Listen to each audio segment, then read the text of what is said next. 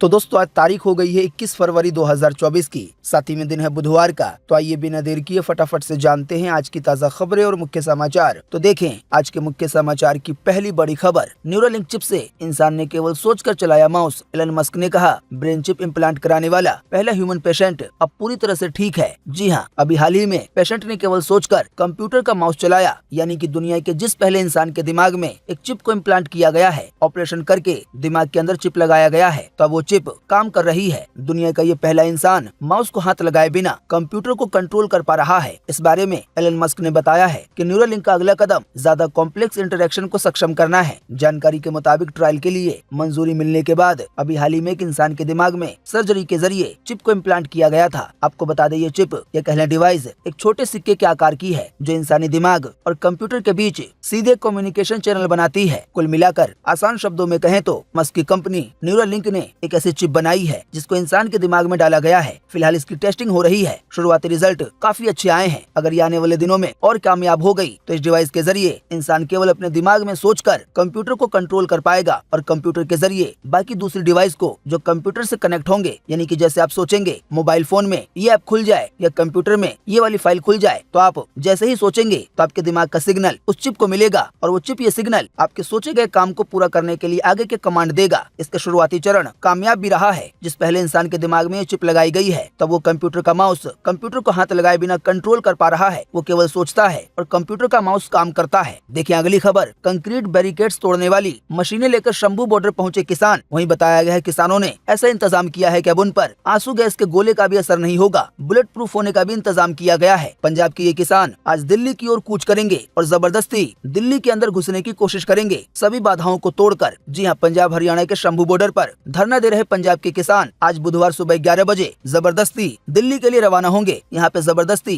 इसलिए कहा जा रहा है क्योंकि प्रशासन की ओर से सख्त मनाही है कि आप दिल्ली बॉर्डर के अंदर आएं। इसके बावजूद भी किसानों ने कहा है कि उनकी जो मांगे हैं वो पूरी नहीं की जा रही हैं और अभी हाल ही में सरकार ने जो ऑफर दिया है तो वो उन्हें कबूल नहीं है। इसी वजह से अब वो जबरदस्ती आज बुधवार को सुबह 11 बजे दिल्ली के लिए रवाना होंगे। हालांकि आपको बता दें दिल्ली पुलिस इसके अलावा सुरक्षा के मद्देनजर किसानों को रोकने के लिए बहुत सारी बाधाओं को क्रिएट किया गया है। जगह जगह पर सीमेंट के बैरिकेड्स हैं। हालांकि अभी इसी बीच ये खबर आ रही है कि अब दूसरी ओर से किसान भी जो कंक्रीट के बैरिकेड्स हैं उनको तोड़ने के लिए मशीनें लेकर आ गए हैं, जेसीबी लेकर आ गए हैं। माहौल ऐसा हो गया है जैसे कोई जंग होने वाली हो। तो आज बुधवार को किसानों और पुलिस वालों के बीच सुरक्षा कर रहे जवानों के बीच बड़ा हंगामा देखने को मिल सकता है। इसी बीच देखें ये एक और बड़ी खबर कि हाईवे पर ट्रैक्टर और ट्रॉली नहीं ले जा सकते। हाईकोर्ट की ओर से ये नसीहत दी गई है। कोर्ट की ओर से कहा गया है कि ट्रैक्टर और ट्रॉली हाईवे पर नहीं चलाए जा सकते। इसको लेकर कोर्ट ने मोटर व्हीकल एक्ट यानी कि गाड़ियों के लिए जो नियम बनाए गए हैं उसका हवाला दिया। दोस्तों बात यह है पिछली बार किसानों के प्रदर्शन के नाम पर लाल किले पे चढ़ाई कर दी गई थी। इस वजह से अपने देश की बाकी दुनिया भर में काफी बदनामी हुई थी। शायद आपको याद होगा कई प्रदर्शनकारियों ने मिलकर किसान प्रदर्शन के नाम पर या आंदोलन के नाम पर ऐसे ऐसे कामों को अंजाम दिया जो कि दुश्मन करते हैं। इस बार केंद्र सरकार बेहद ही सख्त है और वो नहीं चाहती पिछली बार जैसा हुआ ऐसा कुछ भी इस बार हो। देखिए अगली खबर। डीप फेक रोकने के लिए हेल्पलाइन शुरू करेगा व्हाट्सएप। चैटबॉट के जरिए फेक कंटेंट को रिपोर्ट कर सकेंगे, उसकी शिकायत कर सकेंगे। आने वाले दिनों में ये सर्विस व्हाट्सएप की ओर से 4 भाषाओं में जारी की जाएगी। जी हाँ, एआई का चलन जैसे जैसे बढ़ रहा है तो इसकी वजह से जहाँ एक और फायदा हो रहा है, लेकिन वहीं दूसरी ओर इसको गलत कामों के लिए इस्तेमाल किया जा रहा है। कई ऐसे फोटो, कई ऐसे वीडियो सामने आ रहे हैं जो कि एआई के जरिए बनाए जा रहे हैं। किसी भी वीडियो पर किसी और का चेहरा लगा दिया जा रहा है। अब वीडियो एआई के जरिए बना होता है तो वीडियो देखने में बिल्कुल असली लगता है जब तक कि बहुत बारीकी से ना देखा जाए। जाहिर बात है ऐसे में कई लोगों को ब्लैकमेल किया जा रहा है। गंदी वीडियो पर उनके चेहरे लगा दिए जाते हैं। खास करके महिलाएं इसका शिकार ज्यादा हो रही हैं। अभी हाल ही में भारत सरकार ने सभी सोशल मीडिया कंपनियों को कहा था कि एआई जनरेटेड जो भी डीप फेक वीडियो होंगे या ऑडियो होंगे या डीप फेक फोटोज होंगे तो इनको रोकने का काम सोशल मीडिया कंपनियों का है, जैसे कि फेसबुक का, व्हाट्सएप का, इंस्टाग्राम का, यूट्यूब का। अगर कोई भी डीप फेक वीडियो इन प्लेटफॉर्म पर आता है तो कंपनियों को इसे खुद ही हटाना होगा और अगर कंपनियां ऐसा नहीं करती हैं तो उनको अपना कारोबार भारत में बंद करना होगा। तो इसी कड़ी में व्हाट्सएप ने इस बात का ऐलान किया है कि जल्द ही डीप फेक को रोकने के लिए एक हेल्पलाइन चैटबॉट शुरू किया जाएगा। अगर आपको लगता है कोई वीडियो फेक है या किसी ने आपकी वीडियो बनाकर व्हाट्सएप पर वायरल कर दी है तो आप उसकी शिकायत इस चैटबॉट के जरिए कर सकेंगे। आपकी शिकायत पर व्हाट्सएप की ओर से उस वीडियो को सभी जगहों से हटा दिया जाएगा जहां जहां पे व्हाट्सएप का बस चलता होगा। देखिए अगली खबर। मोदी सरकार का बड़ा फैसला। यूट्यूब की टक्कर में आ रहा है नया वीडियो पोर्टल। जी हां, सरकार की तरफ से ऑनलाइन पोर्टल पर काफी ध्यान दिया जा रहा है। इसी कड़ी में अब सूचना एवं प्रसारण मंत्रालय की तरफ से फैसला लिया गया है कि इस हफ्ते 4 ऑनलाइन पोर्टल लॉन्च किए जाएंगे। इस पर सरकार की ओर से तैयार होने वाले वीडियो और जानकारी साझा की जाएगी। इसी वजह से इसको यूट्यूब के प्लेटफॉर्म की तरह माना जा रहा है। आने वाले दिनों में ये जल्दी लॉन्च होगा तो इसके बारे में और ज्यादा अधिक जानकारी मिल सकेगी कि ये पूरा वीडियो प्लेटफॉर्म कैसे काम करेगा, जो सरकार की ओर से लॉन्च किया जाएगा। देखिए अगली खबर, दिल्ली हाई कोर्ट का आदेश, बच्चा गोद लेना मौलिक अधिकार नहीं है। जिनके पहले से बच्चे हैं वो कानूनन केवल दिव्यांग को ही गोद ले सकते हैं, सामान्य बच्चे नहीं। जी हाँ, दिल्ली हाई कोर्ट ने एक केस के दौरान ये बड़ी बात कही है कि बच्चा गोद लेना कोई मौलिक अधिकार नहीं है। यानी कि आपको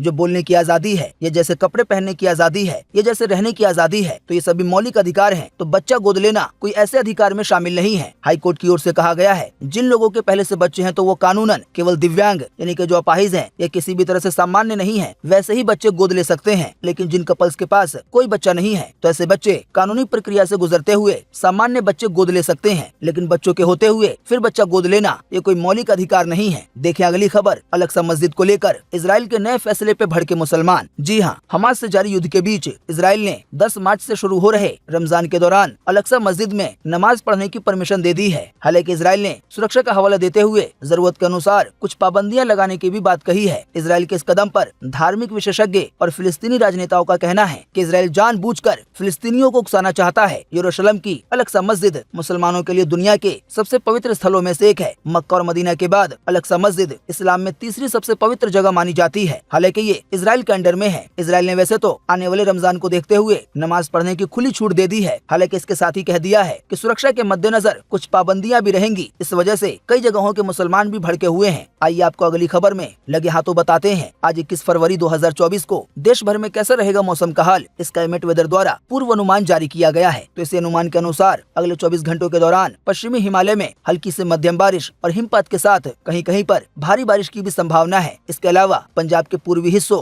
हरियाणा के साथ साथ दिल्ली और एनसीआर में अगले 24 घंटे के दौरान यानी कि आज रुक रुक कर बारिश हो सकती है। इसके अलावा अगले 2 से 3 दिनों के दौरान उत्तर प्रदेश में कई स्थानों पर बारिश जारी रह सकती है। इसके अलावा बिहार, पश्चिम बंगाल में भी कई हिस्सों में हल्की बारिश होने की संभावना है। इसके अलावा सिक्किम और अरुणाचल प्रदेश में बारिश और बर्फबारी धीरे धीरे बढ़ेगी। 22 से 23 फरवरी के बीच सिक्किम और अरुणाचल प्रदेश में कई जगहों पे भारी बारिश हो सकती है और भारी बर्फबारी भी। देखिए अगली खबर, यूपी के मुख्यमंत्री योगी आदित्यनाथ का बड़ा फैसला, स्कूलों के लिए 1 लाख इलेक्ट्रिक बसें लेगी यूपी सरकार। जी हाँ, मुख्यमंत्री योगी आदित्यनाथ ने कहा है कि सरकार 1 लाख इलेक्ट्रिक बसें लेने के लिए तैयार है। इन बसों को यूपी के स्कूलों द्वारा संचालित की जा रही 1 लाख बसों को हटाकर उनके स्थान पर संचालित किया जाएगा। यानी कि अभी इस समय स्कूलों में जो बसें इस्तेमाल होती हैं, अब वो डीजल वाली है या पेट्रोल वाली या सीएनजी वाली, तो इन सभी को बदलकर इलेक्ट्रिक बसें लाई जाएंगी। बसों की कुल संख्या 1 लाख बताई गई है। देखिए अगली खबर, देश के गृह मंत्री अमित शाह का बड़ा दावा, कहा नेहरू, पटेल और मौलाना आजाद भी यूसीसी लागू करना चाहते थे, हालांकि वो सभी अल्पसंख्यक की चाह में इसको लागू नहीं कर पाए। जी हाँ, देश के गृह मंत्री अमित शाह ने बड़ा बयान दिया है। अमित शाह ने दावा करते हुए कहा कि सरदार पटेल, मौलाना आजाद, जवाहरलाल नेहरू, राजेंद्र प्रसाद पूरे देश में यूसीसी को लागू करना चाहते थे, लेकिन अल्पसंख्यक की चाह में वो ऐसा नहीं कर पाए। तो यूसीसी कोई हम नहीं ला रहे हैं, बल्कि इसकी ख्वाहिश और इसकी जरूरत काफी पहले से है, ताकि पूरे देश में एक कानून हो। देखिए अगली खबर, इस बार दादा साहब फाल्के अवार्ड में शाहरुख खान को बेस्ट एक्टर का अवार्ड दिया गया, वहीं नयनतारा को बेस्ट एक्ट्रेस का खिताब मिला। जी हाँ, Dada Saheb Phalke international film festival सबसे प्रतिष्ठित पुरस्कार समारोह में से एक है। बॉलीवुड और टीवी जगत के सितारे इस अवार्ड का इंतजार बेसब्री से करते हैं। जानकारी के मुताबिक अभी हाल ही में दादा साहब फाल्के अवार्ड के जरिए जो कार्यक्रम हुआ, तो उस कार्यक्रम में शाहरुख खान को बेस्ट एक्टर का अवार्ड दिया गया जवान मूवी के लिए। वहीं जवान मूवी के लिए ही नयनतारा को बेस्ट एक्ट्रेस का अवार्ड दिया गया। बेस्ट नेगेटिव रोल के लिए बॉबी देओल को एनिमल मूवी के लिए इस खिताब से नवाजा गया। देखिए अगली खबर के, विराट कोहली के घर बेटे का जन्म हुआ। 5 दिन बाद सोशल मीडिया पे जानकारी दी, बेटे का नाम अकाय रखा है। जी हाँ, विराट कोहली और अनुष्का शर्मा फिर से पेरेंट्स बन गए हैं। अभी हाल ही में बीते 15 फरवरी को अनुष्का ने बेटे को जन्म दिया है। उन्होंने इसकी जानकारी 5 दिन बाद अभी हाल ही में 20 फरवरी को इंस्टाग्राम के जरिए दी और अपने फैंस से दुआओं की दरकार की। साथ ही में बेटे का नाम बताया कि बेटे का नाम अकाय रखा है। तो विराट कोहली और अनुष्का शर्मा के कुल 2 बच्चे हो गए हैं। देखिए अगली खबर, मराठाओं को 10% आरक्षण देगी शिंदे सरकार। महाराष्ट्र के विधानसभा में बिल हो गया है पास। अब रिजर्वेशन कोटा 62% हो गया है। हालांकि इस बारे में जरांगी ने कहा है कि सुप्रीम कोर्ट नहीं मानेगा। देखिए अगली खबर, पश्चिम बंगाल के संदेश खाली हिंसा पर बंगाल सरकार को हाईकोर्ट ने लगाई फटकार। कहा शाहजहां सभी समस्या की जड़ है, उसे क्यों नहीं पकड़ा, अब बेवजह लोगों को परेशान कर रहे हैं। जी हाँ, अभी हाल ही में पश्चिम बंगाल के संदेश खाली में जो हिंसा हुई, महिलाओं के साथ जो बदतमीजी और बेहुदा हरकत वगैरह की गई, जैसा कि कुछ खबरों में बताया गया है, तो अब इसी मामले में हाईकोर्ट ने पश्चिम बंगाल की सरकार को फटकार लगाते हुए कहा है कि आप बेवजह दूसरे लोगों को परेशान कर रहे हैं। इस पूरे समस्या की जो जड़ थी आपने उसको तो पकड़ा ही नहीं। देखें अगली खबर। यूपी में राशन कार्ड धारकों के लिए बड़ी खबर। अब ई-विंग मशीन के जरिए अनाज बांटने का काम होगा। तराजू पे राशन रखने पर पर्ची निकलेगी। जी हां, चंदौली के राशन कार्ड धारकों को अब ई-विंग मशीन से राशन कार्ड बांटा जाएगा। बताया गया है इस नए तरीके से राशन बांटने की वजह से राशन बांटने में मशीन का इस्तेमाल करने की वजह से घपलेबाजी और कालाबाजारी पर पूरी तरह से रोक लगने की उम्मीद है। फिलहाल राशन कार्ड धारकों को इस तरह से मशीन के जरिए राशन बांटने का काम यूपी के कुछ जगहों पर होगा, लेकिन आने वाले दिनों में इस वाले सिस्टम को पूरे यूपी में लागू किया जा सकता है या फिर उसके भी बाद देश के कई और राज्यों में। बताया गया राशन वाले या कोई भी बीच का आदमी राशन में घपलेबाजी ना कर सके, इसके लिए मशीनों के जरिए बंटवारा होगा। मशीन खुद तौल कर बताएगी कि कितना राशन दिया गया है और एक पर्ची भी निकलेगी। इस वजह से कालाबाजारी या जो कम राशन मिलता है, कोई घपलेबाजी होती है, उन सभी पर पूरी तरह से रोक लगने की उम्मीद है। देखिए अगली खबर। रांची में भारत और इंग्लैंड के टेस्ट मैच से पहले धमकी दी गई। गुरपतवंत सिंह पन्नू ने वीडियो जारी करके कहा कि मैच को ना होने दें। जी हां, रांची में भारत इंग्लैंड टेस्ट मैच को लेकर धमकी मिली है। ये धमकी सिख फॉर जस्टिस संगठन की ओर से दी गई है। सिख फॉर जस्टिस संगठन के चीफ गुरपतवंत सिंह पन्नू ने यूट्यूब पर वीडियो जारी कर माओवादियों से अपील की है। उसने कहा है कि वो रांची में इस मैच को ना होने दें। जाहिर बात है, ये धमकी मिलने की वजह से पुलिस अलर्ट हो गई है, सिक्योरिटी बढ़ाई गई है। देखिए अगली खबर। इलेक्शन की वजह से 2 फेज में जारी होगा आईपीएल का शेड्यूल। धूमल ने कहा 22 मार्च से आईपीएल के शुरू होने की संभावना है, हालांकि फाइनल तारीख अभी तय नहीं है। जी हां, इंडियन प्रीमियर लीग यानी कि आईपीएल 2024 का शेड्यूल 2 फेज में जारी होगा। लीग की गवर्निंग काउंसिल के अध्यक्ष अरुण धूमल ने कहा है कि आम चुनाव होने वाले हैं, ऐसे में हम कुछ मैचों की तारीख पहले जारी करेंगे, उसके कुछ दिन बाद बाकी मैचों की तारीखों का ऐलान किया जाएगा। उन्होंने बताया है कि इस बार का आईपीएल टूर्नामेंट